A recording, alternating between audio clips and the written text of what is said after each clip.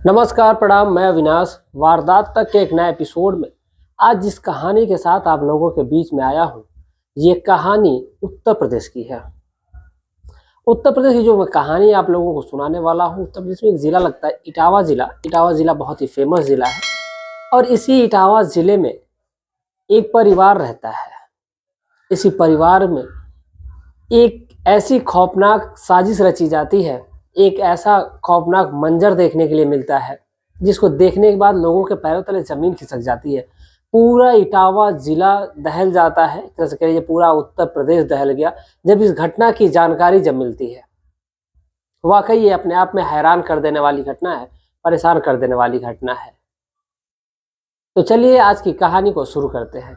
कहानी शुरू करूं उससे पहले आप लोगों से प्रतिदिन की तरह विनती है, गुजारिश है कि जितने भी भाई, जितने भी बहन हमारे चैनल पर नए आए हुए हैं, चैनल को सब्सक्राइब करें, वारदात तक परिवार का हिस्सा बने। आप लोगों के प्यार और सपोर्ट की बदौलत ही हम आगे बढ़ पाएंगे। एक परिवार है, परिवार में के जो मुखिया हैं वो आप हैं। आप अपना प्यार और सपोर्ट बनाए रखेंगे तभी हमारा भला होगा और इस देश का भी भला होगा। तो चलिए आज की कहानी को शुरू करते हैं। उत्तर प्रदेश का जो जिला है इटावा, इसी इटावा का एक क्षेत्र लगता है बलरई क्षेत्र, और इसी बलरई क्षेत्र में एक गांव लगता है बहादुरपुरा गांव। बात कर रहा हूं मैं 8 अक्टूबर 2023 की। एक परिवार है जिस परिवार के जो मुखिया हैं रमेश है और रमेश की पत्नी है जिनका नाम सुनीता है। रमेश और सुनीता का जो परिवार है वो बेहद खुशी से चल रहा था। इनके टोटल 7 बच्चे होते हैं। 7 बच्चों में 3 बेटियां हैं और 4 बेटे हैं। एक दिन का समय है, यानी कि शाम के 4 बजे एक उनकी बेटी, यानी जो सबसे बड़ी है, जिसका नाम अंजलि होता है। अंजलि जिसकी उम्र 19 साल है और वो खेत में गई रहती है और खेत से जब वापस आती है तो देखती है घर में अपनी दोनों बहनों को खोजती है। दोनों बहनों में जिसका नाम, एक का नाम प्रियंका है और दूसरे का नाम प्रीति है। एक की उम्र 4 साल है तो दूसरे की उम्र 7 साल है। अब इन दोनों बहनों को जब वो खोज रही है, बाहर बोलती है लेकिन कोई भी बहन आवाज नहीं देती है, अंदर से बाहर भी कोई दिखाई नहीं देता है, तो वो सोचती है कि आखिर ये दोनों गई कहाँ। अब इसी चीज को देखते हुए वो खोजने लगती है उनको और घास को एक जगह रखती है, जो घास का गट्ठर अपने सर पर रखी थी। उसके बाद वो घर में प्रवेश करती है। जब घर में जाती है तो देखती है कि वहां का जो मंजर है, उस मंजर को देखने के बाद उसके पैरों तले जमीन खिसक जाती है। जैसे ही वो घर में प्रवेश करती है, देखती है कि उसकी एक बहन जिसकी उम्र 7 साल है, जिसका नाम प्रीति है, प्रीति जमीन पर खून से लथपथ पड़ी है, उसका गला कटा हुआ है। जब उसको देख रही है तो फिर उसके बाद चीखने लगती है, चिल्लाने लगती है और उसके बाद वो सीधा अंदर घुस करके दूसरी बहन को खोजने की कोशिश करती है। जब दूसरी बहन को खोजती है तो देखती है कि उसकी बहन भी दूसरे एक कमरे में खून से लथपथ पड़ी है और उसकी भी गर्दन काटी गई है। जब इस चीज को देखती है तो वो जोर जोर से चीखने लगती है, चिल्लाने लगती है, और जब उसकी चीख और चिल्लाहट को जब आस पड़ोस के जो लोग हैं वो सुनते हैं तो मौके पर पहुंचते हैं। और वहां पे जो ग्राम प्रधान होते हैं, वो बाकी जितने भी गांव के लोग हैं, तमाम सभी लोग पहुंचते हैं। पहुंचने के बाद जब वो मंजर देखा जाता है तो वाकई सभी लोग हैरान हो जाते हैं, परेशान हो जाते हैं। अब वहीं पे जो ग्राम प्रधान थे वो नजदीकी थाने में फोन करते हैं, यानी जो बलरई के जो क्षेत्र है वहीं पर जो थाना है, उसी थाने में फोन किया जाता है। और फोन करने के बाद वहां से पुलिस आती है। पुलिस आती है तो देखती है कि यहाँ पर 2-2 लाशें पड़ी हुई हैं, वो भी छोटी छोटी बच्चों के, और वो भी हत्या की गई है। और पूरी टीम आती है, एक डॉग स्क्वाड आती है और तमाम जो जांच की फॉरेंसिक टीम होती है, वो सभी टीमें आती हैं। और सभी टीमें आने के बाद जब पहुंचती है मौके पर तो देखती है उस क्षेत्र, उस पूरे एरिया को, यानी पूरे उस घर को देखती है, तो देखने में ऐसा लग रहा था कि वाकई ये अपने आप में खौफनाक मंजर है। अब इस बात की जो जानकारी है वो ऊपर के अधिकारियों को भी दी जाती है। वहाँ के जो एसपी साहब होते हैं वो भी आते हैं, प्रशांत कुमार सिंह SHO जो होते हैं वो भी आते हैं। मतलब जितने भी डिपार्टमेंट के जो अधिकारी थे सभी वहाँ पर मौके पर पहुँचते हैं और पहुँचने के बाद बहुत ही बारीकी से लोगों को समझाया जाता है, उस चीज़ की जांच पड़ताल की जाती है। लेकिन जो कातिल था वहां पर कोई भी सुराग नहीं छोड़ता है।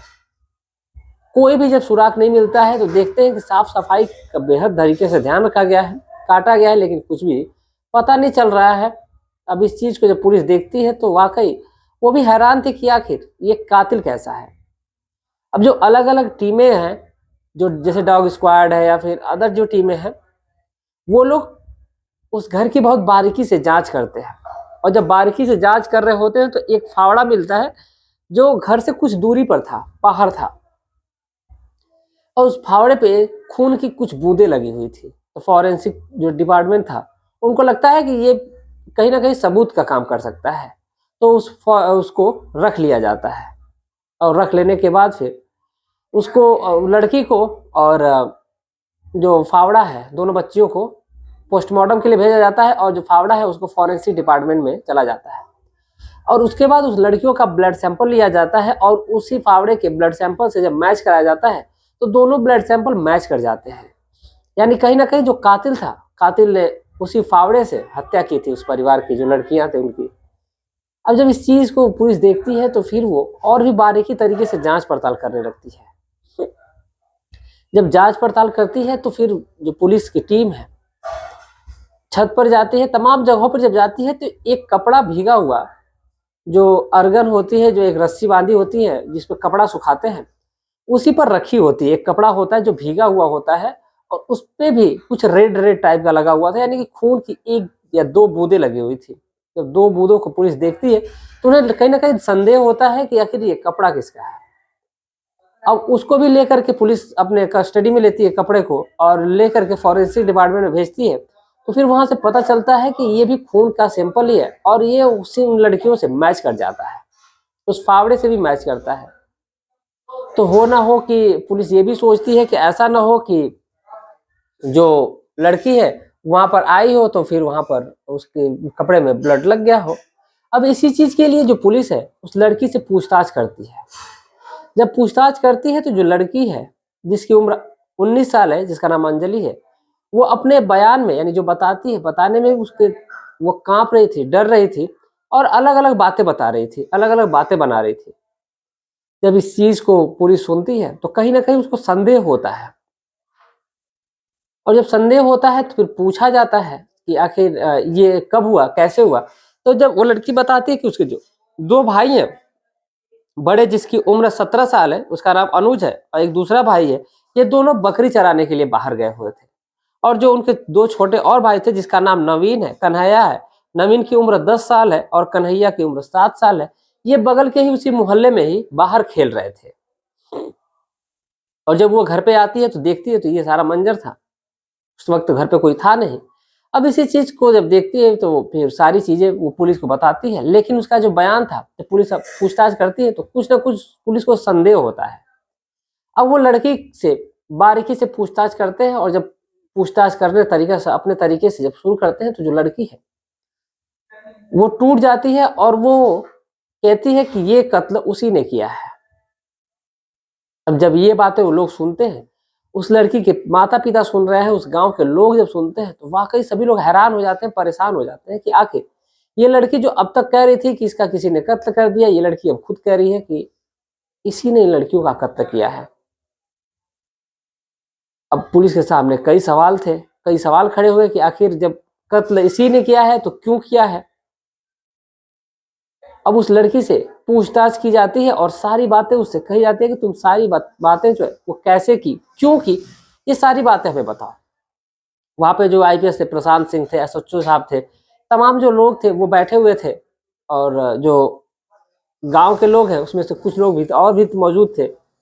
यानी कि ये बात जब थाने में पहुंचती है, उस लड़की को थाने में लेके जाया जाता है, वहां पर उससे पूछताछ की जाती है, और सारी बातें वहीं पर सामने खुल करके आती। तो गांव के कुछ लोग थे, लड़की के माता पिता थे, और जब लड़की से जब सारी बातें पूछी जाती है, लड़की एक कहानी बताने लगती है। अब जो लड़की कहानी बताती है, उस कहानी में एक लड़का है, जिस लड़के का नाम अमन है, और ये जो अमन नाम का लड़का है, इसके पिता है रामानुजम, और ये बगल के ही गांव का, यानी जो गांव है वो खाकाबाग गांव है, उसी गांव का रहने वाला ये लड़का है। ये दोनों स्कूल में पढ़ाई करते हैं, और पढ़ाई करने के दौरान इन दोनों के बीच में प्रेम प्रसंग शुरू होता है। और आमतौर पे ऐसा होता है कि जब लड़के लड़कियों का प्रेम प्रसंग शुरू होता है, जब परिवार के लोगों को पता चलता है तो वो मना करते हैं, और मना करने के दौरान जो ये लड़के लड़कियां हैं ये खौफनाक कदम उठाने लेते हैं। लेकिन यहाँ पर कुछ अलग होता है, इन दोनों ने खौफनाक कदम तो नहीं उठाया, लेकिन जब परिवार के लोग मना करते लेकिन फिर भी ये दोनों नहीं मानते थे। एक दिन की बात है, रात के तकरीबन 1 बज रहे थे, और जो सबसे बड़ी बहन है अंजलि, वो अपने कमरे में थी। जब कमरे में अंजलि थी तो फिर वो अपने प्रेमी के साथ थी। और तब तक रात में जब एक छोटी बहन की नींद खुलती है, यानी कि जिसका नाम प्रीति होता है, जिसकी उम्र 7 साल है, वो जब जाती है तो देखती है, तो दरवाजे से अंदर झांकने की जब कोशिश करती है तो दरवाजे अंदर कमरे की जो लाइट थी वो जल रही होती है। लाइट जल रही थी और जो अंदर अंजलि यानी सबसे जो बड़ी बहन है, अंजलि बिना कपड़ों के थी, और उसका जो प्रेमी है अमन, वो भी बिना कपड़ों के था। अब ये दोनों शारीरिक संबंध बना रहे थे। अब ये चीज जब प्रीति देखती है तो वो जाती है तो अपनी छोटी बहन को भी बुला करके ले आती है, जिसका नाम प्रियंका है, जिसकी उम्र 4 साल है। वो कहती है कि चलो देखो जो दीदी है वो क्या कर रही है। अब ये दोनों बहनें आती हैं और वो कमरे में उसी जो दरवाजा है उसमें जो सुराख है, उसी सुराख से अंदर झांक रही है, देख रही है, और उसकी बहन जो भी कारनामा करती है, यानी शारीरिक संबंध बनाती है। दोनों नग्न अवस्था में थे, और ये दोनों जब शारीरिक संबंध बनाते हैं, जितनी देर भी वो एक दूसरे के साथ रहते हैं, वो दोनों लड़कियां हैं उसी दरवाजे के होल से उसी में झांक रही थी और पूरा मंजर देखती है। कुछ वक्त बीतने के बाद दरवाजा खुलता है। जब दरवाजा खुलता है तो जो लड़कियां हैं छोटी दोनों, वो वहीं पर खड़ी होती हैं। अब इस चीज को जब देखती है अंजलि तो वो डर जाती है, और डरने के बाद जो उसका जो प्रेमी है वो तो वहां से निकल जाता है, चला जाता है। लेकिन जो प्रीति है और जो प्रियंका है, ये दोनों ये सारी बातें उससे कहती है कि तुमने जो भी कमरे में किया, हम लोगों ने सारी बातें देखी है, सारी चीजें हमने देखी है, और ये बातें हम मम्मी और पापा को बताएंगे। जब ये बातें प्रियंका को पता चलते, माफी चाहते, अंजलि को पता चलती है, तो जो अंजलि है वो डर जाती है, सहम से जाती है, और वो कहती है कि ऐसा तुम लोग बिल्कुल मत करना, तुम लोग जो कहोगी मैं करने के लिए तैयार हूँ। लेकिन जो दोनों बहनें वो ठान के रखी थी कि वो नहीं कहेंगी ही। तो अब इसी वजह से जो अंजलि है वो उन लोगों को, दोनों बच्चियों को लालच देती है, लेकिन जो लड़कियां हैं वो रुकने का नाम नहीं ले रही थी। वो कहती है कि वो बताएंगी, और जैसे ही उसके माता पिता घर आएंगे उन लोगों को पक्का बताएगी। ये रात के 2 बजे की बात है, और जो माता पिता थे उस दिन शादी में गए हुए थे, एक बाहर पड़ोस में रिश्तेदारी में ही एक शादी थी, उसी शादी में वो दोनों माता और पिता गए हुए थे। अब जब ये बातें पता चलती है उस लड़की को कि अब तो माता पिता आएंगे जब हमारे, तो दोनों बताएंगे, तो फिर माँ और पिताजी हमको डांट लगाएंगे, मारेंगे भी। अब इसी चीज से वो डरती है और फिर अपने प्रेमी को फोन करती है, और फोन करने के दौरान वो बताती है कि ऐसी ऐसी बात है। तो वो कहता है कि एक काम करो, रास्ते से हटा दो इसको, उन दोनों को। जब ये बातें वो कहता है तो फिर ये जो अंजलि है इसके मन में भी कहीं ना कहीं एक बात ये घर कर जाती है कि हाँ मुझे रास्ते से इनको हटा देना चाहिए, माफी चाहते, तो हटा देना चाहिए। वक्त गुजरता है और उसके जो माता पिता है वो शाम को आने वाले होते हैं। अब पूरा दिन सब घर पे कोई ना कोई था, भाई भी थे, और जब जैसे ही शाम होती है, लगभग जब 4 बजे का वक्त होता है, तो भाई दोनों चले गए थे बकरी चराने के लिए।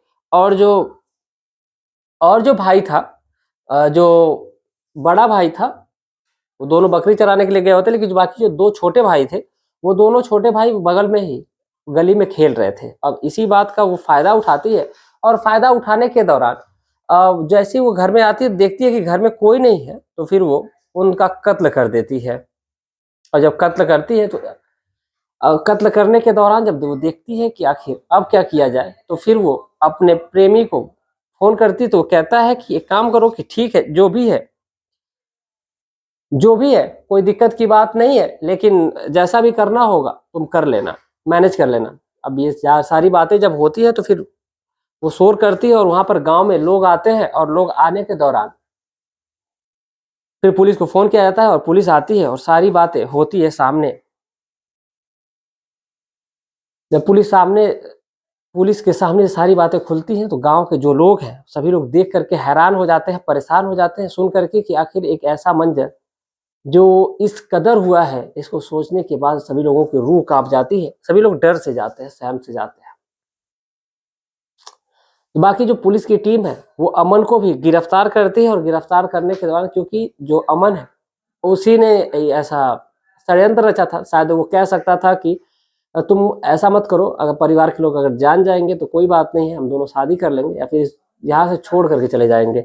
लेकिन जो अमन है उसने उसका साथ दिया, उसने उसको करने के लिए उसका उकसाया और जो लड़की है उसने ये कांड किया। पुलिस अमन को भी अरेस्ट करती है और इन दोनों को जेल की सलाखों के पीछे डाल दिया जाता है और तमाम जो गंभीर धाराएं हैं उनके खिलाफ लिखी जाती है। और लिखने के बाद ये जो लड़कियां हैं